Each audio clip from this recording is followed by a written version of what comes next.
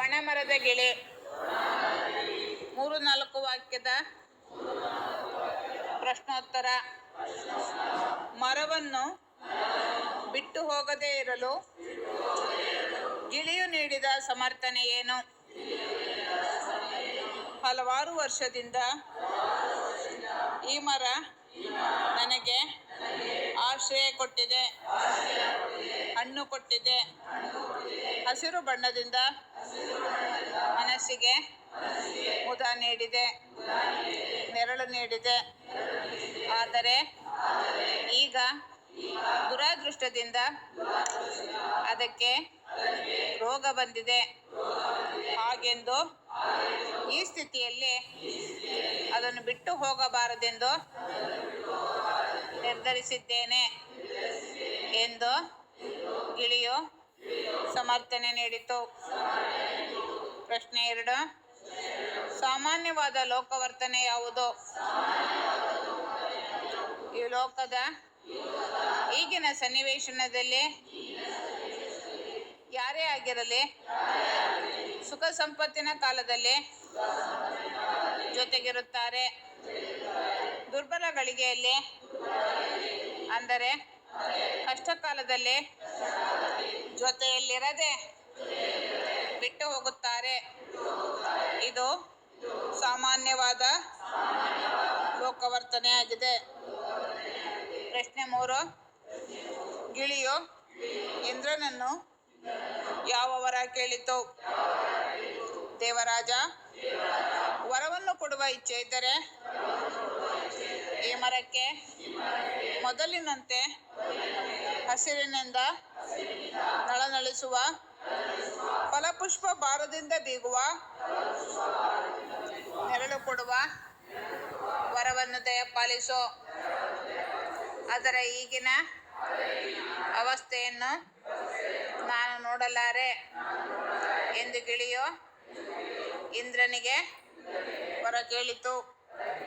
ಪ್ರಶ್ನೆ 4. ಇಂದ್ರನು ತನಗಾದ ಸಂತೋಷವನ್ನು ಯಾವ ರೀತಿ ಪ್ರಕಟಿಸಿದನು?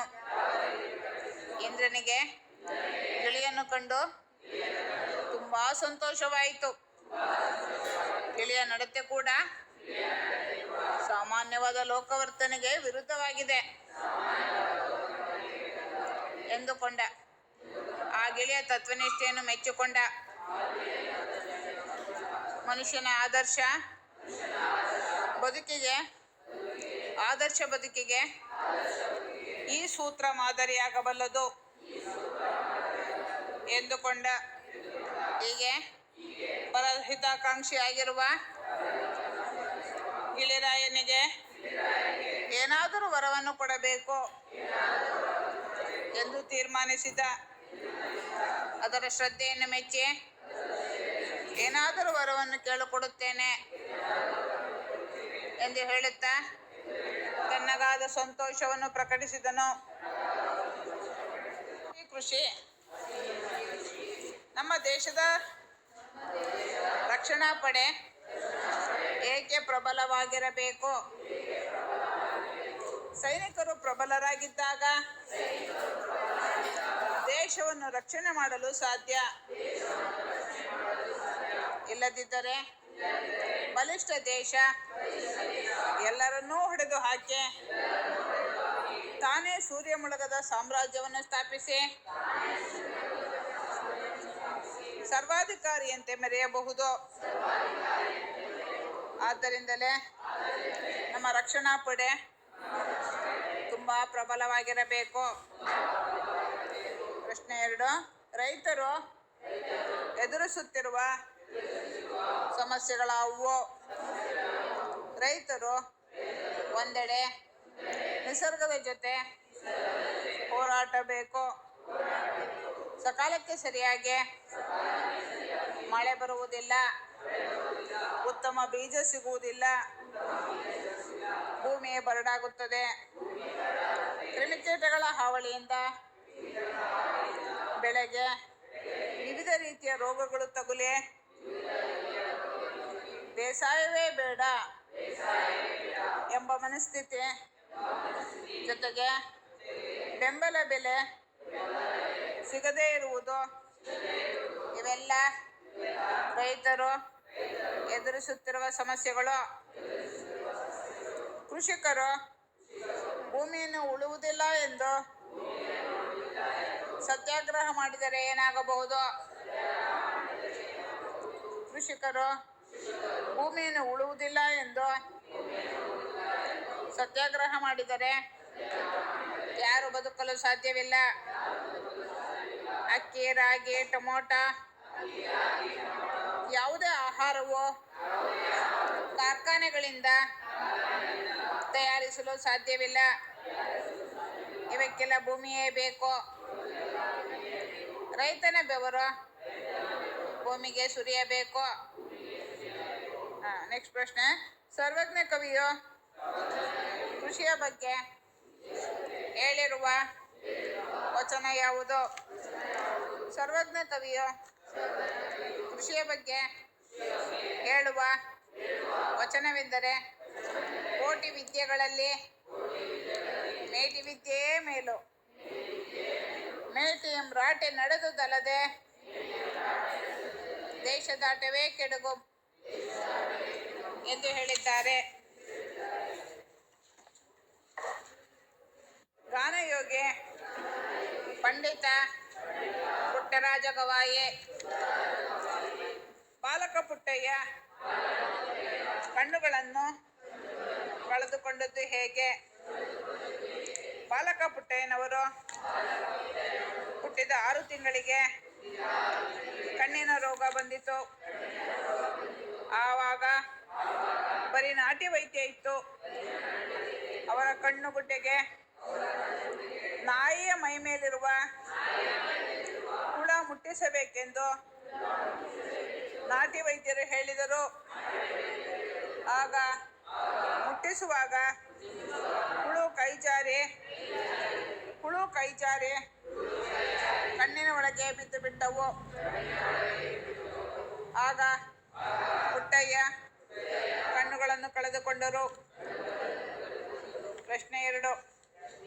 ಬಾಲಕ ಪುಟ್ಟಯ್ಯ ಪಂಚಾಕ್ಷರಿ ಗವಾಯಿಗಳ ಶಿಷ್ಯನಾದದ್ದು ಹೇಗೆ? ಸಂಗೀತ ಲೋಕದ ಜಗದ್ಗುರು ಪಂಡಿತ ಪಂಚಾಕ್ಷರಿ ಗವಾಯಿಗಳ ಸಂಚಾರಿ ಸಂಗೀತ ಪಾಠಶಾಲೆ ಒಮ್ಮೆ ಗವಿಮಠದಲ್ಲಿ ಕ್ಯಾಂಪ್ ಮಾಡಿತ್ತು. ಅಲ್ಲಿಗೆ ಮಾವನವರೊಂದಿಗೆ ಪುಟ್ಟಯ್ಯನು ಒಂದು ಗುರುಗಳಾದ ಪಂಚಾಕ್ಷರಿ ಗವಾಯಿಗಳ ಶಿಷ್ಯತ್ವ ಸ್ವೀಕರಿಸಿದರು.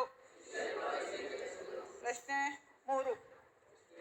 ತಾಯಿ ಸಿದ್ದಮ್ಮ ಪುಟ್ಟರಾಜನನ್ನು ಏನೆಂದು ಆಶೀರ್ವದಿಸಿದಳು? ತಾಯಿ ಸಿದ್ದಮ್ಮ ಪುಟ್ಟರಾಜನನ್ನು ನಿನ್ನಂಥ ಶ್ರೇಷ್ಠ ಪುತ್ರ ರತ್ನವೊಂದನ್ನು ಹೆತ್ತ ಭಾಗ್ಯ ನನ್ನದಾಗಲಿ. ಹೆಂಡತಿ ಮಕ್ಕಳು ಸಂಸಾರವೆಂಬ ಬಂಧನದಲ್ಲಿ ಬಂದಿಯಾಗುವುದು ನಿನಗಿಷ್ಟವಿಲ್ಲದಿದ್ದರೆ ನನ್ನ ಜೊತೆ ಬರುವುದು ಬೇಡ ಮಗನೇ. ಗುರು ಪಂಚಾಕ್ಷರರು ತೋರುವ ಮಾರ್ಗದಲ್ಲಿ ನೀನು ನಡೆದು ಅಮರನಾಗು ಕಂದ ಎಂದು ಆಶೀರ್ವದಿಸಿದಳು. ವಿಶೇಷ ಚೇತನರಿಗೆ ನೀವು ಯಾವ ಮಾತುಗಳಿಂದ ಧೈರ್ಯ ತುಂಬುವಿರಿ? ಉನ್ನತವಾದ ಗುರಿಯನ್ನು ಸಾಧಿಸಲು ಯಾವುದೇ ರೀತಿಯ ದೈಹಿಕ ನ್ಯೂನತೆಗಳು ಎಂದೂ ಅಡ್ಡಿಯಾಗಲಾರವು. ಅಸಾಧ್ಯವಾದದ್ದನ್ನು ಸಾಧಿಸಬೇಕೆಂಬ ಛಲವಿದ್ದರೆ ಗುರಿ ಸಾಧನೆ ಸುಲಭವಾಗುತ್ತದೆ. ನಿಮ್ಮ ಒಳ ಮನಸ್ಸು ಸದಾ ಕ್ರಿಯಾಶೀಲವಾಗಿದ್ದು ನಿಮ್ಮ ಸಾಧನೆಗೆ ದೈಹಿಕ ಅಂಗವಿಕಲತೆಯನ್ನು ಮೆಟ್ಟಿ ನಿಲ್ಲುವ ವಿಶ್ವಾಸ ನಿಮ್ಮಲ್ಲಿದೆ ಎಂದು ವಿಶೇಷ ಚೇತನರಿಗೆ ಧೈರ್ಯ ತುಂಬಬಹುದು. ಹಕ್ಕಿಗೂಡುಗಳ ನಿಗೂಢ ಜಗತ್ತು. ಹಕ್ಕಿಗೂಡಿನ ವಿಶೇಷತೆಗಳೇನು? ಹಕ್ಕಿಗೂಡಿನ ವಿಶೇಷತೆಗಳೆಂದರೆ ಅವು ಕೇವಲ ಕೀಟ, ಉರಗ ಸಂತತಿ ಮತ್ತು ಹಲವು ಸಂತತಿಗಳಂತೆ ಸುಂದರವಾಗಿ ಗೂಡು ಕಟ್ಟುತ್ತವೆ. ಇಲ್ಲಿ ವಾಸ್ತುಶಿಲ್ಪೀಯ ಕಲ್ಪನೆ ಸಾಕಾರಗೊಳ್ಳುತ್ತದೆ. ಅವು ಸಿಮೆಂಟ್ ಗಾರೆಯಂಥ ವಸ್ತುಗಳಿಗಿಂತಲೂ ಭಿನ್ನವಾದ ವಸ್ತುವನ್ನು ಬಳಸಬಲ್ಲವು. ಒಳಗೋಡೆಯನ್ನು ಪ್ಲಾಸ್ಟರ್ ಮಾಡಬಲ್ಲವು. ಹಕ್ಕಿಗಳು ಗೂಡನ್ನು ನಿರ್ಮಿಸುವ ಉದ್ದೇಶವೇನು? ಹಕ್ಕಿಗಳು ಗೂಡುಗಳನ್ನು ನಿರ್ಮಿಸುವ ಉದ್ದೇಶ ಮುಖ್ಯವಾಗಿ ರಕ್ಷಣೆಗಾಗಿ, ಶೀತಗಾಳಿ, ಬಿರುಗಾಳಿ, ಮಳೆ, ಪ್ರವಾಹಗಳ ವಿರುದ್ಧ ಬದುಕಲು, ಹವಾಮಾನ ವೈಪರೀತ್ಯಗಳನ್ನು ಎದುರಿಸಲು, ಮೊಟ್ಟೆ ಮರಿಗಳನ್ನು ರಕ್ಷಿಸಿಕೊಳ್ಳಲು, ಬೇಟೆಯಾಡುವ ಪ್ರಾಣಿಗಳಿಂದ ತಪ್ಪಿಸಿಕೊಳ್ಳಲು ಹಕ್ಕಿಗಳು ಗೂಡನ್ನು ನಿರ್ಮಿಸುತ್ತವೆ. ಹಕ್ಕಿಗಳು ಗೂಡನ್ನು ಎಲ್ಲೆಲ್ಲಿ ಕಟ್ಟಬಲ್ಲವು? ಹಕ್ಕಿಗಳು ನಭದಲ್ಲಿ ಹಾರಿ, ಪರ್ವತಗಳನ್ನು ಏರಿ, ಸಾಗರ ದ್ವೀಪಗಳನ್ನು ದಾಟಿ ತಮಗಿರುವ ಅಪೂರ್ವ ಹಾರಾಟ ಶಕ್ತಿಯಿಂದ ಎಲ್ಲೆಂದರಲ್ಲಿ ಗೂಡು ಕಟ್ಟುತ್ತವೆ.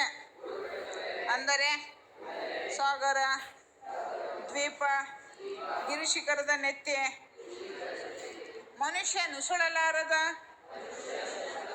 ನಿಬಿಡ ವನಶ್ರೇಣಿ, ಸೂರ್ಯನ ಬೆಳಕಿಗೂ ಪ್ರವೇಶ ನಿರಾಕರಿಸುವ ಕಗ್ಗತ್ತಲ ಕಣಿವೆ, ರಕ್ತ ಹೆಪ್ಪುಗಟ್ಟಿಸುವ ಶೀತಲ ಧ್ರುವ ಪ್ರದೇಶ, ಹೀಗೆ ಎಲ್ಲ ಕಡೆ ಗೂಡು ಕಟ್ಟಬಲ್ಲವು. ಪ್ರಶ್ನೆ 4. ಹಕ್ಕಿಗಳು ಬದಲಾದ ಪರಿಸರಕ್ಕೆ ಹೊಂದಿಕೊಂಡು ಗೂಡು ಕಟ್ಟುವುದಕ್ಕೆ ಲೇಖಕರು ಯಾವ ಉದಾಹರಣೆಗಳನ್ನು ನೀಡುತ್ತಾರೆ? ಹಕ್ಕಿಗಳು ಬದಲಾದ ಪರಿಸರಕ್ಕೆ ಹೊಂದಿಕೊಂಡು ಅವು ಗೂಡನ್ನು ಮನುಷ್ಯರಿರುವ ಕೇರಿಗಳಲ್ಲಿ, ವಾಹನ ಸಂಚಾರ ಹೆಚ್ಚಿರುವ ಸ್ಥಳಗಳನ್ನೇ ಆಯ್ದುಕೊಳ್ಳುತ್ತವೆ. ಮನುಷ್ಯನು ಹಕ್ಕಿಗಳ ನೆಲೆಯನ್ನು ಅನೇಕ ಕಡೆ ಆಕ್ರಮಿಸಿಕೊಂಡ ನಂತರ ಹಲವಾರು ಹಕ್ಕಿಗಳು ಹೊಸ ಪರಿಸರಕ್ಕೆ ತಟ್ಟನೆ ಹೊಂದಿಕೊಂಡು ಟ್ರಾನ್ಸ್ಫಾರ್ಮರ್ ಬಳಿ, ಮೀಟರ್ ಪೆಟ್ಟಿಗೆಯಲ್ಲಿ, ಅಷ್ಟೇ ಏಕೆ ವಿದ್ಯುತ್ ತಂತಿಗಳಲ್ಲಿ ತೂಗಾಡುವ ಗೂಡುಗಳನ್ನು ಕಟ್ಟಿರುವುದನ್ನು ಕಾಣುತ್ತೇವೆ.